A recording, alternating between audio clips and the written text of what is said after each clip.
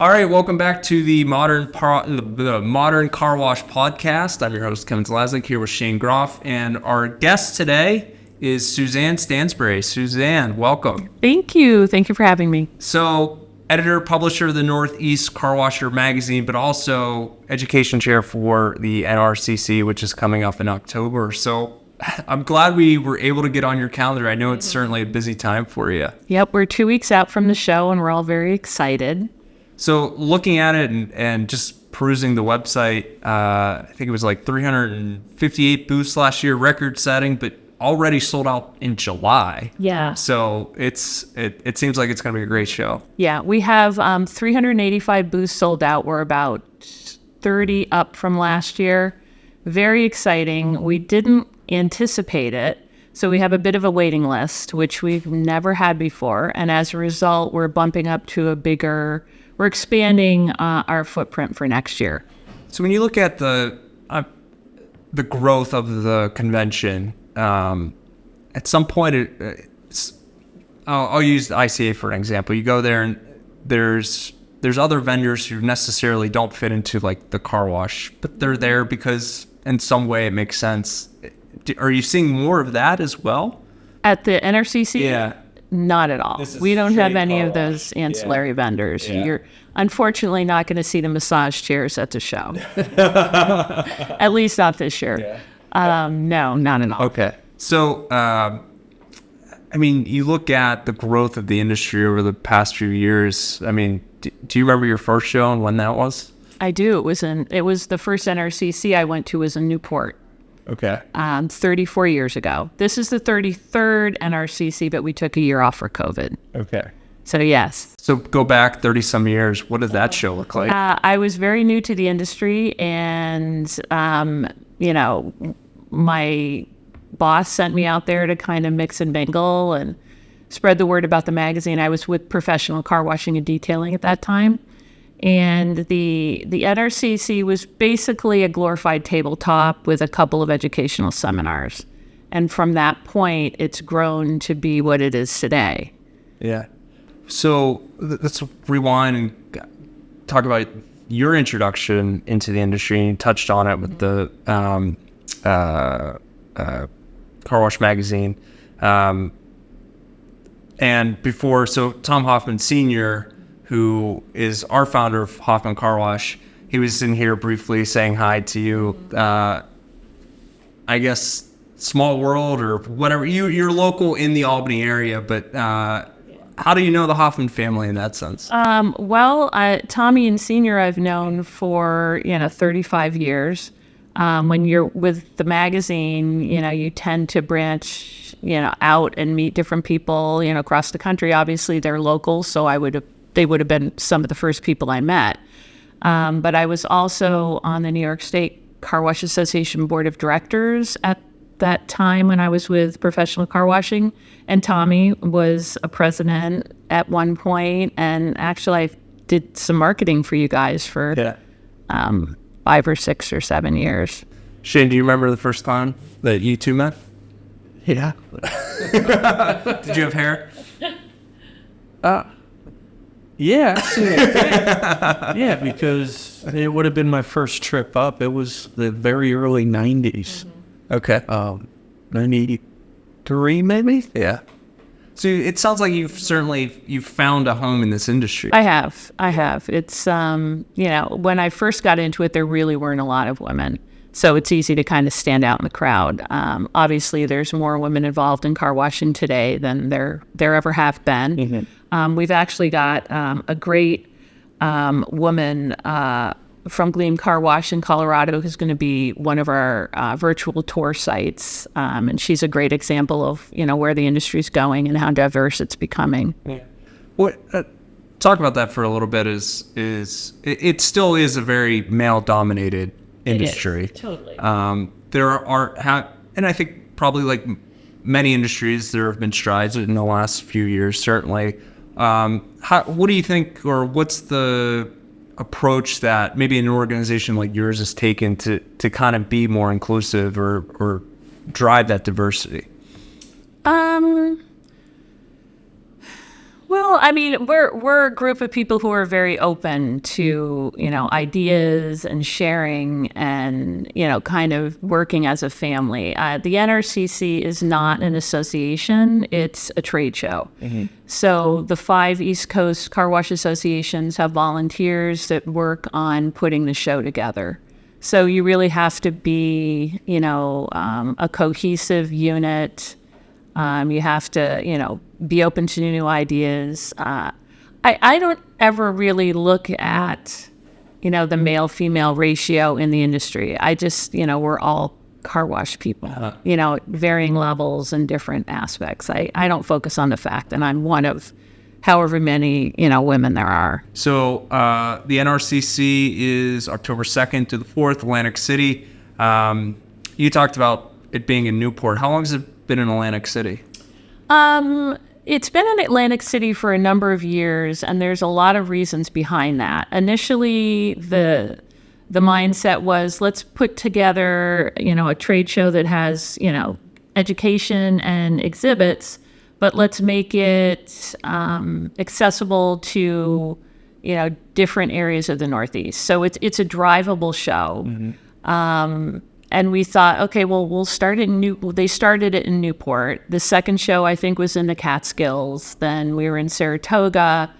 Then we hit the casino in Connecticut, which was, obviously, if you're male dominated, there's a lot of guys who like to gamble. So we were there for a number of years because it's a very nice facility, big enough for us. And we just kept, slowly growing, and we grew out of the casinos in Connecticut. So, okay, Atlantic City made sense. A little more exciting, mini Vegas. You can drive there. Okay, maybe that's a little bit of a stretch, but you can drive there. It's reasonable.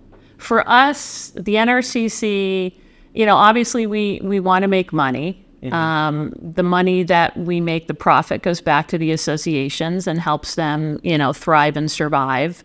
But we want it to be something that's accessible to everybody, to the little guy who has one location, who is really the backbone of the industry, to, the multi-location operators like the Hoffmans.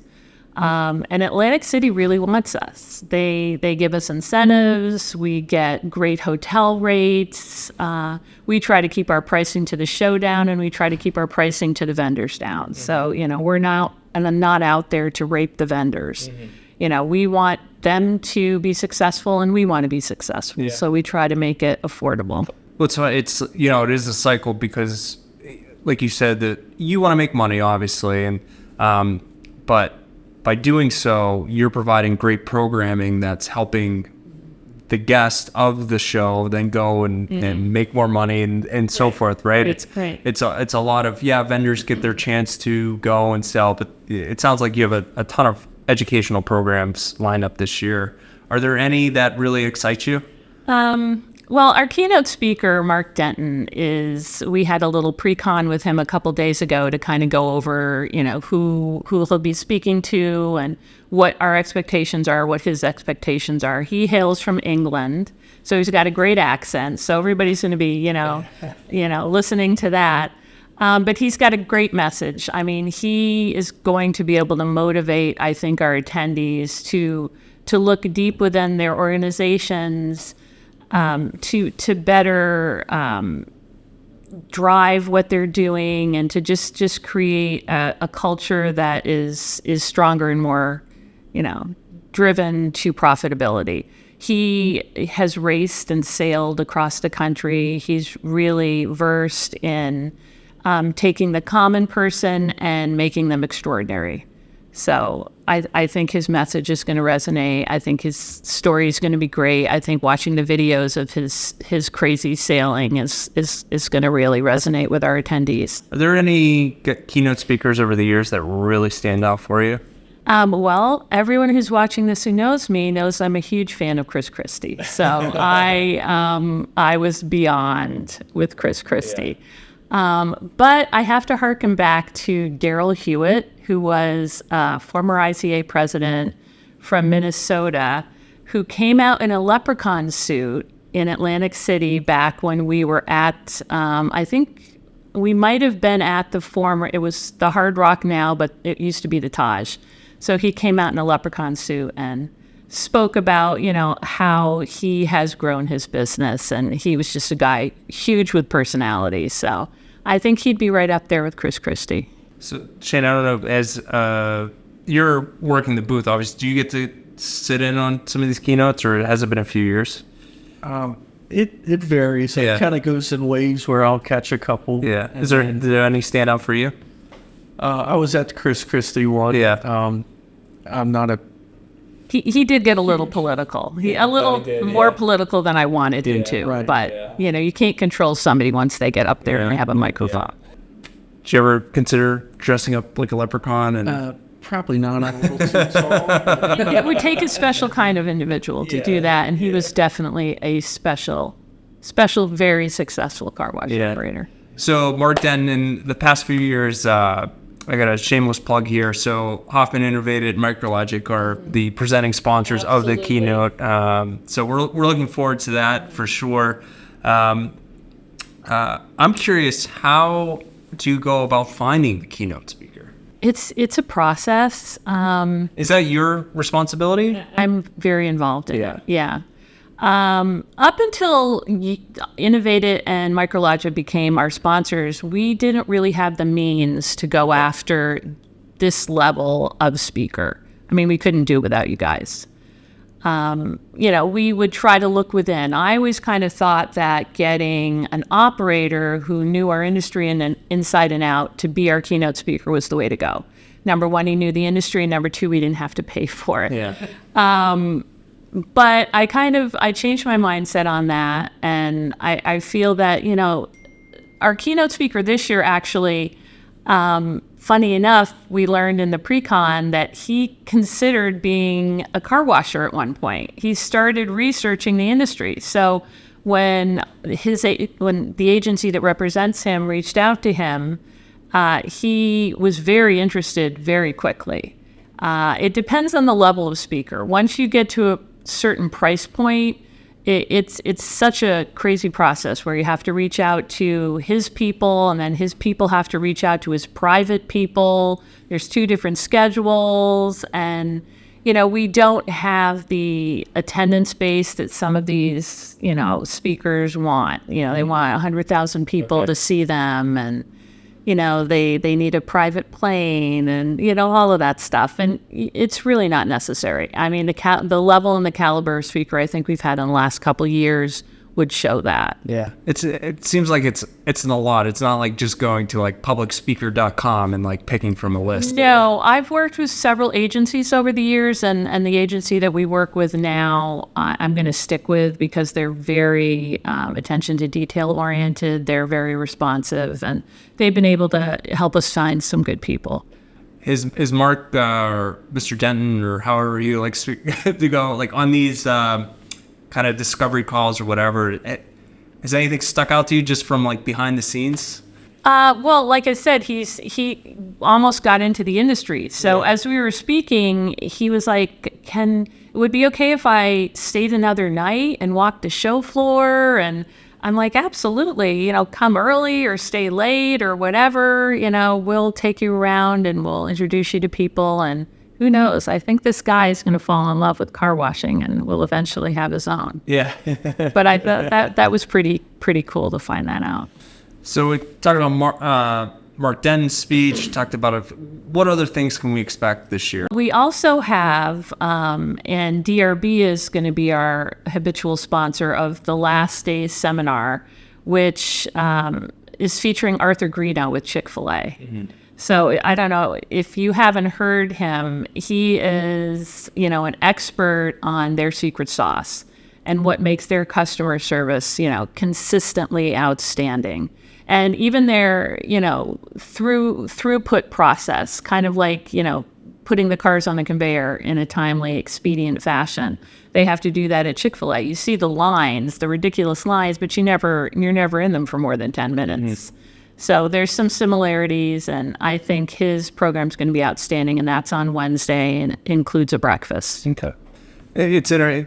I feel like Chick-fil-A, like when, especially, I know I see it here, is we talk about different customer experiences, and they're always near the top, right? They've made their way into like that Disney Ritz-Carlton type thing. It's the Chick-fil-A. And so for the longest time, the only Chick-fil-A in our area was in the airport. But now behind security, yeah, and now there's two stores that are open. I have not been to them, but Clifton Park, which is maybe 10, 15 miles north of here. I mean, it's wrapped around the block, but to your point, they do know how to move it work. along. They know how to work their production. Yeah. I mean, it's amazing. So how did you find? I forget his name. Arthur. Yes. Yeah. Well, we were actually, Walt Hurdle and I were. He also helps me with the keynotes. We were trying to find somebody customer service oriented that had a recognizable name, obviously. And we looked at the Disney program and didn't really get too far into that, and just kind of stumbled on him. I don't know, maybe the Southwest might have had somebody with Chick-fil-A, or might have even had him at some point. Has the approach to you've talked about it, it used to be within the industry, and I guess not just the keynote, but the programming in general. Has there been a shift from maybe like more operational to now getting into or marketing or customer service, or more the soft aspect of the industry? Not specifically with our programming. We try to be diverse. We try to give a little something to everybody. Like in our virtual tour this year, we're going to have a variety of locations.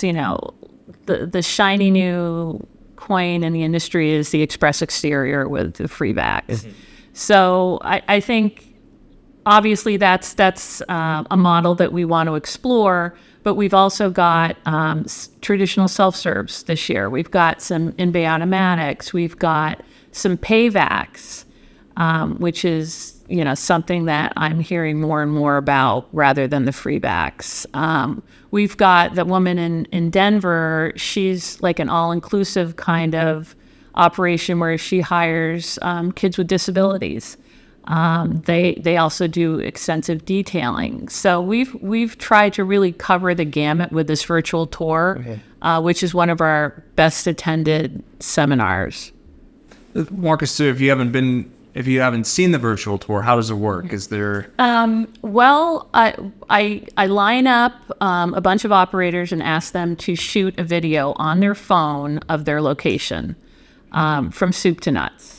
About 20, 25 minutes. They send it to Tom Hoffman Jr., who facilitates the event, and it's sponsored by Sergeant Suds, by the way. I want to give them credit for supporting us. He splices everything together. It's a long seminar. It's on Monday in the afternoons, 3:30 to 6 o'clock. But you could hear a pin drop in that room. Like everybody's glued to the screen, looking at, the different aspects of each location, and each operator kind of will walk us through what we're seeing on the screen. People can ask questions, but nobody's on their phone. Everybody's watching that screen for hours. It's great. It's really one of my favorite seminars. So you get you're very involved, obviously, editor in the Northeast Carwasher, and you get to go and visit other locations, obviously. How have you seen, or what innovations have really stuck out for you as you've gone to visit different car washes? Well, I mean, the express models, they're popping up everywhere. Obviously, for several reasons: labor, trying to cut back on labor, increasing throughput, profitability. They're a great model. I think we're headed in that direction. I don't think we'll ever get rid of the full serve traditional car wash in the markets where it's merited, where there's the income level and the volume. But obviously it's the express exteriors that you're seeing a lot of. So the Northeast Carwasher and I know we want to kind of stay with the NRCC, and I think that was the point of the show, but I'm curious, and this kind of goes back to selecting the keynote speakers, is, I mean, it's a pretty big magazine, has good readership.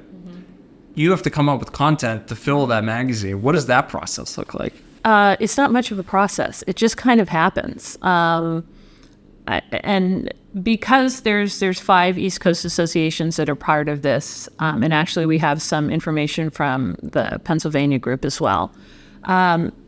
If they have meetings, they have events, they have issues, we cover it. I try to help promote the NRCC. Obviously, my last 2 issues, the covers were that. We've really tried to build attendance, get more people knowing what's going on. If you get the magazine and then you have a question about the NRCC, you're not reading the magazine because there's so much information in there about it. Yeah, you're probably being modest as far as it's an easy process. I mean, I know being in communications, and I know it's a different type of communication though, but I mean, that stuff is, you're trying not to be redundant or create new content or new angles or whatever it is. It's, people think it's crazy. You got a 100-page magazine about car washing, but there's so much to it.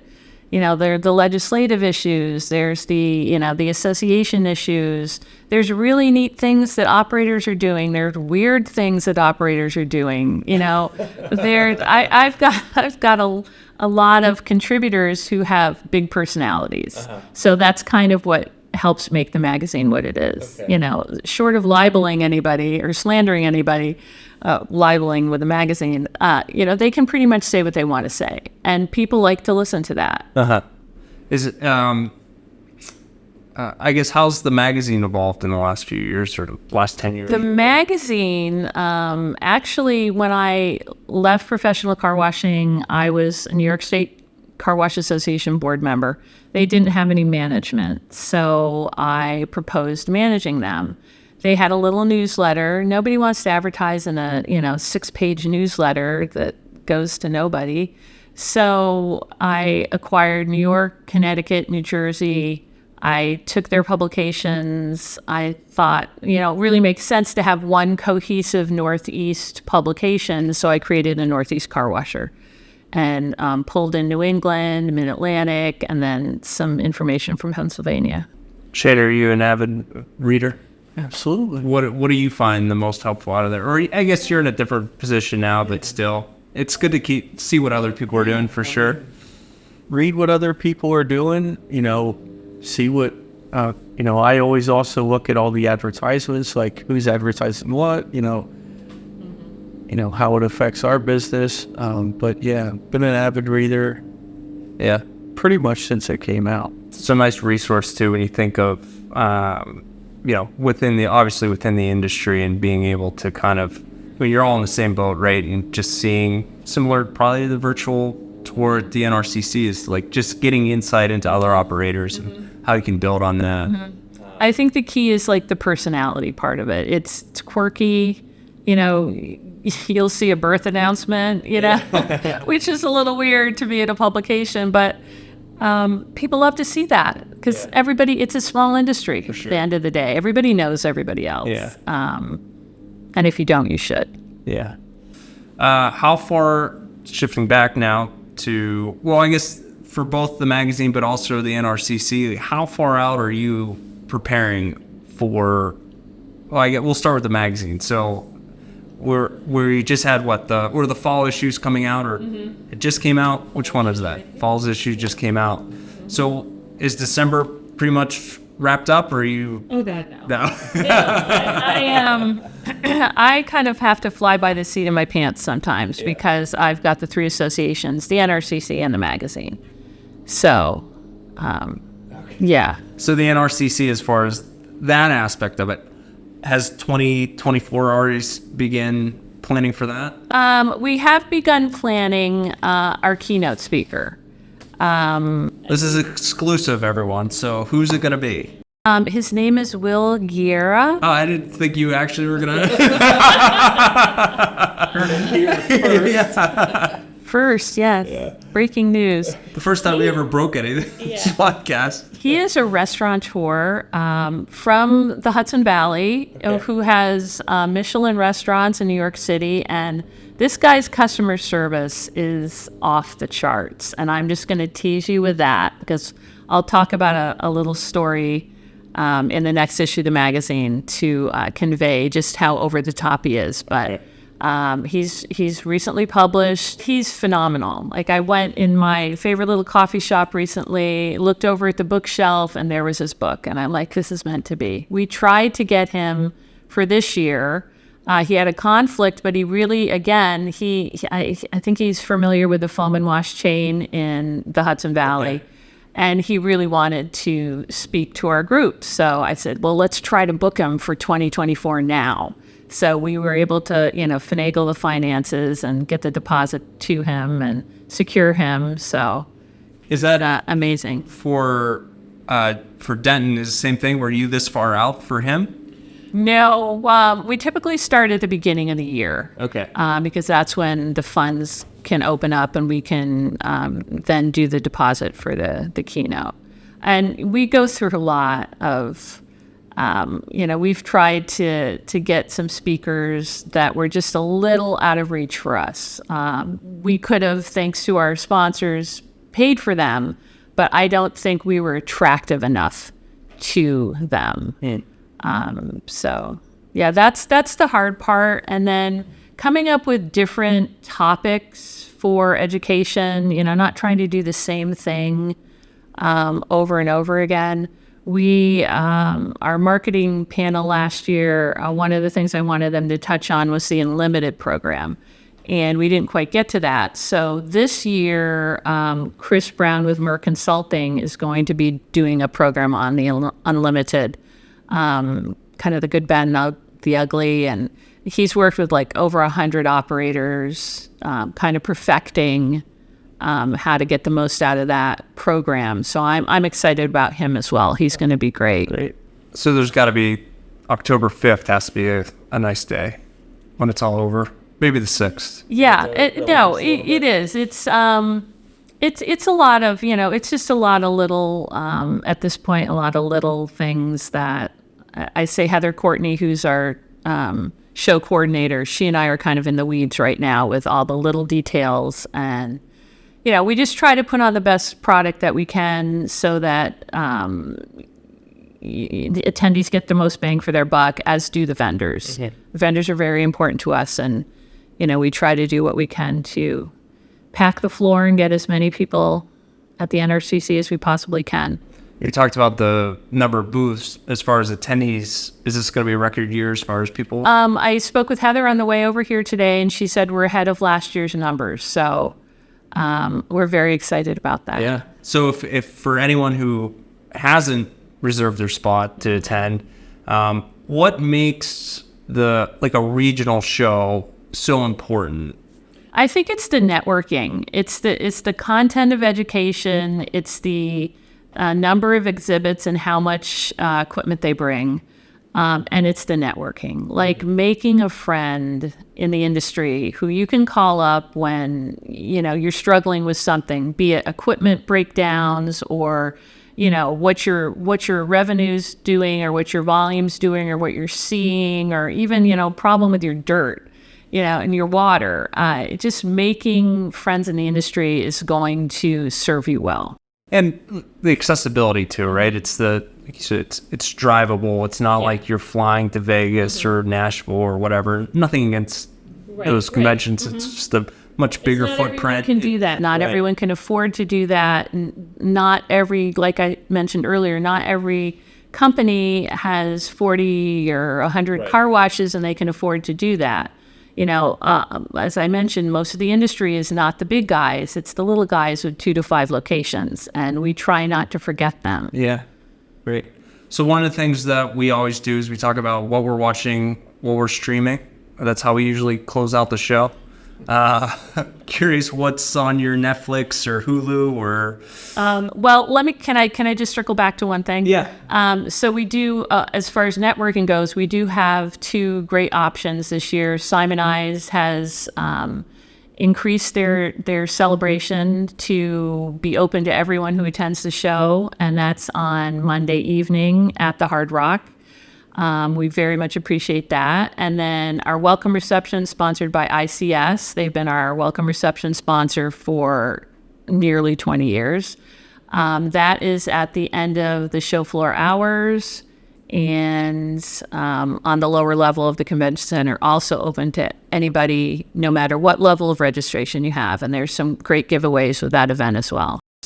I'm sure from where you're going, like it really is, try and maybe get out of your comfort zone and meet as many people as possible. Don't just hang out with your people. And they're such informal gatherings that, you can just put a little effort into it, strike up a conversation, and, make a friend. Yeah. All right. So what are we streaming? I don't have time to stream. So I'm sorry, but I am looking forward to the next edition of Emily in Paris. Okay. All right. Shane, what do you got going on? Nothing right now. I'm just still waiting for Yellowstone. Yeah, still waiting. Still want to be that cowboy. Yeah. Yeah. I'm trying to think what I just started. Ballers. It was a HBO. It was with The Rock. Yeah. I remember watching it when it first came out, and then I lost interest in it. But that's he goes from being the Tooth Fairy to hey, gotta give him credit. Anyways, Suzanne, thank you so much for coming in. We appreciate it. Wish you all the best and big success this year with the show, but also the magazine moving forward. I appreciate it. You guys are great. All right. Thank you.